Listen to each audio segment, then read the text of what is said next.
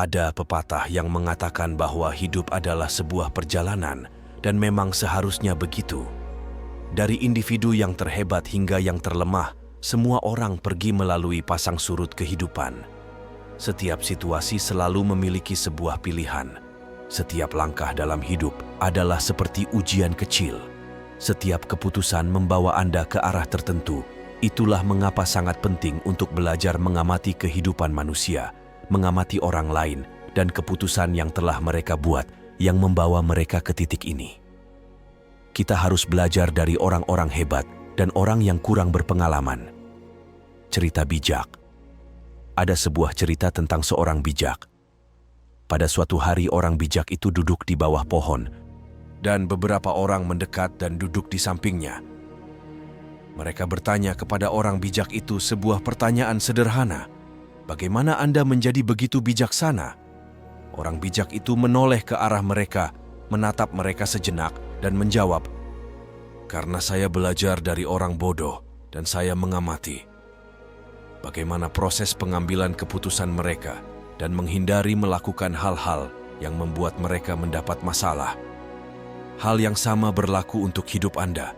Biarkan setiap saat dalam hidup terisi dengan pengamatan terhadap hidup orang lain.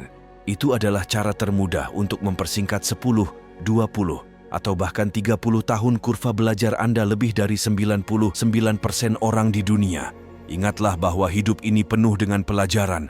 Tugas Anda sebagai manusia adalah untuk tetap menjadi seorang pelajar sepanjang hidup.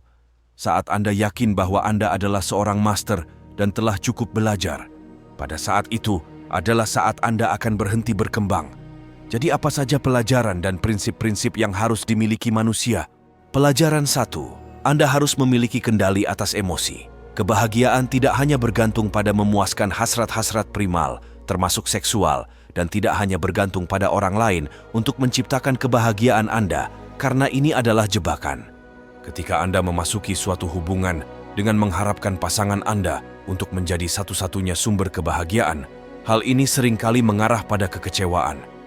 Kebahagiaan Anda adalah tanggung jawab Anda. Ini tidak hanya berlaku untuk hubungan, tetapi juga pada setiap aspek kehidupan. Misalnya, pada hari hujan, satu orang mungkin menemukan kegembiraan di tengah hujan, sementara yang lain mengutuk cuaca. Itu semua tentang pola pikir Anda. Ingatlah, selama orang yang kalian cintai masih hidup, itu adalah hari yang bahagia setiap harinya. Salah satu cara untuk mengembangkan pola pikir ini adalah dengan memutuskan hubungan dengan media sosial. Media sosial seringkali lebih banyak merugikan daripada menguntungkan, meskipun janjinya untuk mendekatkan orang lebih dekat pada kenyataannya. Media sosial seringkali mencapai efek yang berlawanan dengan menumbuhkan kecemburuan dan ketidakpuasan di antara pengguna. Pelajaran 2. Semuanya bersifat sementara. Masa-masa indah dan masa-masa buruk semuanya cepat berlalu. Ketika hidup ini indah, rangkullah itu sepenuhnya, dan bersyukurlah ketika tantangan muncul. Tetaplah tenang dan hadapi dengan kepala dingin.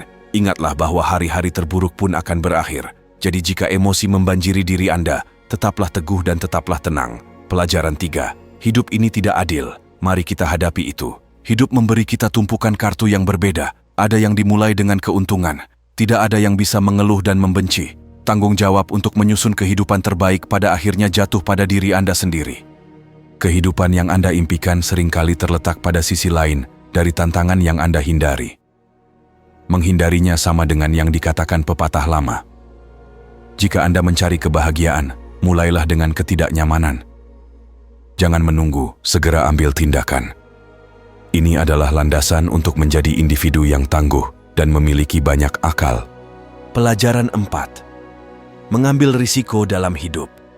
Lihatlah ke sekeliling, dan Anda akan menemukan bahwa banyak orang sukses mengambil resiko dan banyak tindakan untuk mencapai keinginan mereka.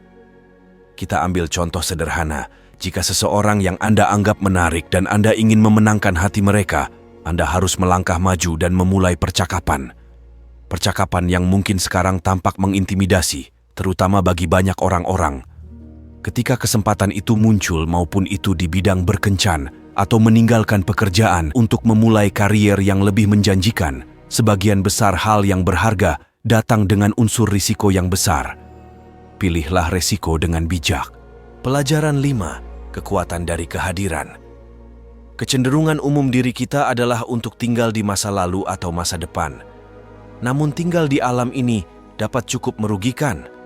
Sementara itu memang baik untuk merencanakan masa depan, tetapi tidak seharusnya membayangi pemikiran Anda saat ini. Jangan terjebak di sana. Biarkan pikiran masa depan dengan lembut membimbing Anda saat ini, saat Anda bekerja dengan tekun di masa sekarang untuk mencapai gaya hidup yang Anda inginkan. Berlaku sama untuk hidup di masa lalu. Dengan mengenang tentang masa lalu yang indah tidak akan membawa mereka kembali. Hidup di masa sekarang benar-benar adalah yang terpenting, dan ingatlah bahwa memiliki tujuan adalah kunci untuk menjalani kehidupan setiap hari.